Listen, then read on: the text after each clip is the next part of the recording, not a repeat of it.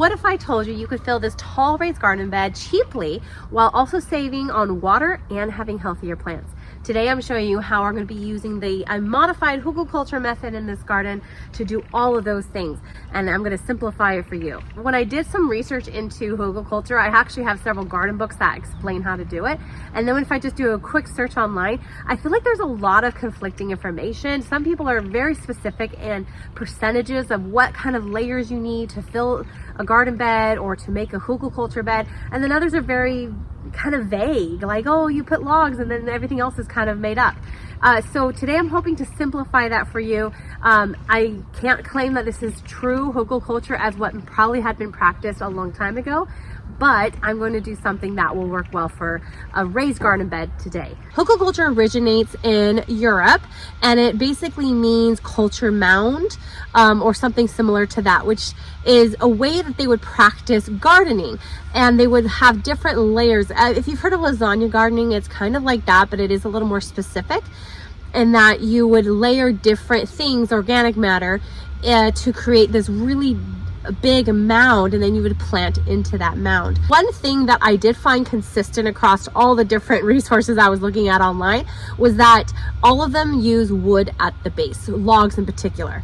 And so that's what I'm going to be doing today, is doing the very first layer as logs. In a traditional Hugelkultur bed, where you're not putting it in a raised bed, you just create a mound, you would actually be digging down a bit into your soil to lay your logs and then piling everything on top of that.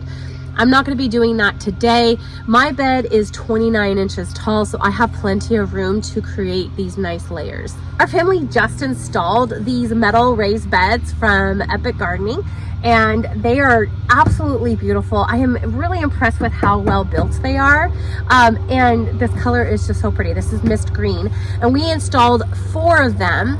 Our original 4 beds that I think we built them 6-7 years ago, they are just completely falling apart. They're just rotting. It's a really sad sight, and I was kind of realizing that it was time to upgrade to something that will last a lot longer. These beds will last 20 plus years, so hopefully the duration of our garden. If you are interested in getting some metal raised beds like this, I will include the link down below to purchase them, as well as my 5% code that will give you 5% off. Before we get started, I think it is worth noting that there are pros and cons to doing this. And so before you go forward and filling a raised garden bed the Hugelkultur method way, be sure to look into this if this actually is going to work for you. Well, obviously the pros is that it's much cheaper to fill a raised bed with different things that you can possibly source from your own property versus filling it all with pretty expensive soil that you might get from a landscape company or even like in bags. So doing it this way does save a lot of money. Another pro is that layering the logs at the bottom and then all the different organic layers, as it decomposes, it will enrich your soil. So it's kind of like building compost within your bed. And it takes a really long time for the logs to slowly rot and decompose. So they will be adding nutrients for years, possibly even a couple decades. Another pro is that the logs at the bottom act as a sponge. Logs really hold a lot of water, so they're going to protect against drought. So as the rain comes and it soaks down, it percolates down to the very bottom layers where the logs are, the logs are going to spring in the water, and they're going to retain that water for the drier spells. So especially if you live in a climate that you don't get a lot of rain and you have very hot, dry summers, this is a really great way to prevent having to water at least all the time. One of the big cons that a lot of people talk about is the initial nitrogen deficiency, that putting large bits of carbon at the bottom of your bed, like logs or wood chips or something like that, that they will tie up your nitrogen and not allow it to release it to the plants. Now, there are a couple things to keep in mind with this. Number one, if you're using fresh logs, like you recently cut down a tree and you're using those logs, that fresh wood is going to tie up a lot more nitrogen than if you can find logs that have been rotting for a while and are already in the process of decomposing. So if you can find logs that are already decomposing, then it's not going to tie up near as much or any nitrogen. And if you are concerned about the nitrogen deficiency this may cause, then maybe planting a cover crop in the bed for at least the first season can help kind of replenish that nitrogen that might be taken away from the logs. So a crop that would help fix nitrogen in the soil would be something like peas or any sort of legume. And then obviously one thing that happens in all raised beds, but it will particularly happen more in a hugelkultur bed, is that your soil will settle over time. That's just kind of a given that it's going to happen, but it might do more so than what you might realize. So there are ways to kind of prevent that, which I'll show you, but prepare that in the next year or two, you're going to have to top off your bed with some soil. And then the last con is that you may not see immediate results using the hugelkultur method. You might expect like, oh man, all my plants are just going to thrive in this bed year one.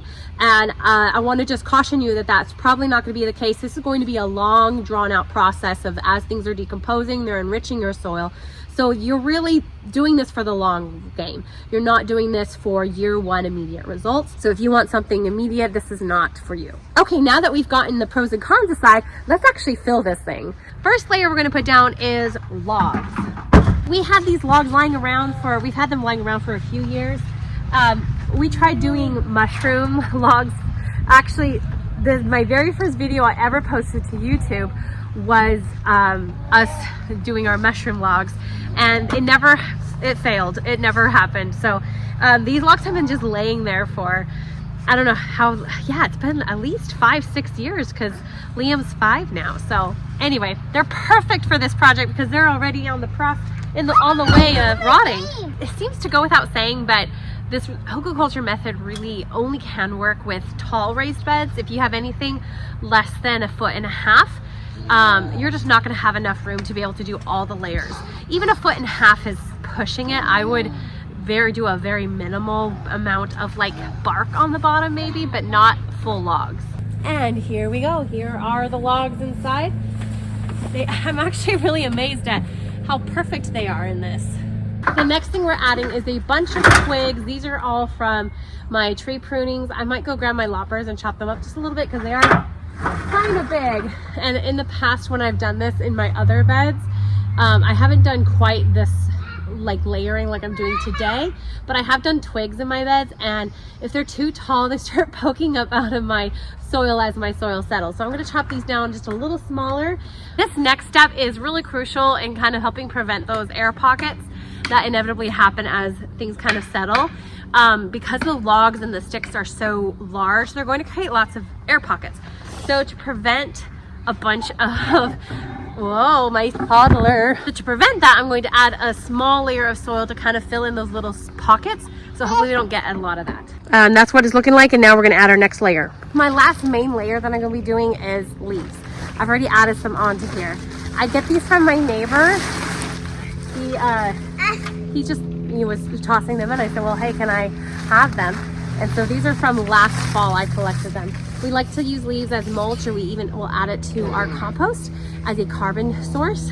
But I'm using not a whole bag, but I'm gonna use quite a bit of a bag in here to kind of bulk this up so I don't have to add quite as much soil. One thing you could add is also kitchen scraps.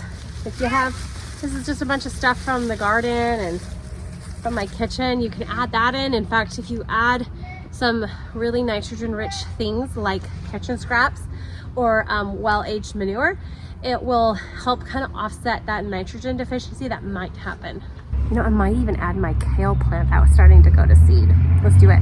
Here we go. I already took off all the leaves that I want, so the rest of this can go in here and add a little nitrogen back in. Ta-da! So at this point, a lot of people would say then to I've seen both. I've seen add compost and then topsoil, or I've seen add topsoil then compost. Honestly, I feel like both are fine either way. I would probably do topsoil and then compost because that's kind of what I do in my actual garden. And the rest of my beds is I have the topsoil, which I haven't disturbed, and then I add compost kind of on top as a mulch. So that's kind of what I would do, was I would add topsoil next. And I have this big pile of soil here, which is actually what came out of this bed when I wanted to refill it. So I'm going to add that. And then at the very top, we'll do compost. I neglected to mention, and I actually didn't do it. hope it doesn't come back to bite me. But ideally, it's best if you can water each layer. If you can add a little water, because that will help the settling process, and then you most likely won't have to add quite as much soil later. So learn from my mistake. I'm gonna add this compost mix to the very top layer of my bed. I don't add a lot of compost to my beds, usually 1/2 inch to 1 inch at most.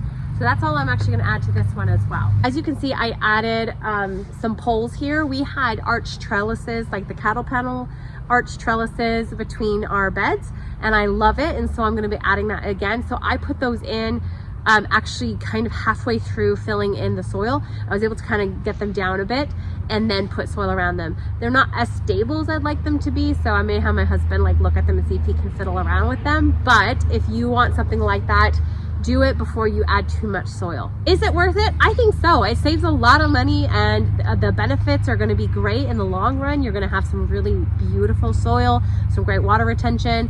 It is, you know, a bit of work to maybe find the things, but if you can find them, they are cheap or free. So stay tuned. Later this year, I hope to give an update.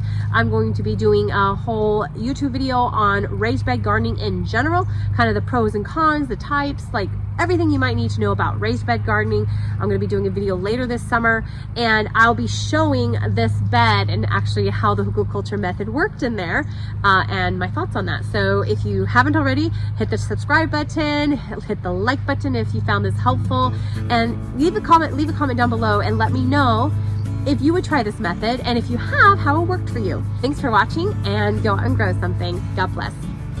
Oh, it's a flower. I love it, buddy. Thank you. Can I have it? Can I have it? Can Liam have it? Can I have it?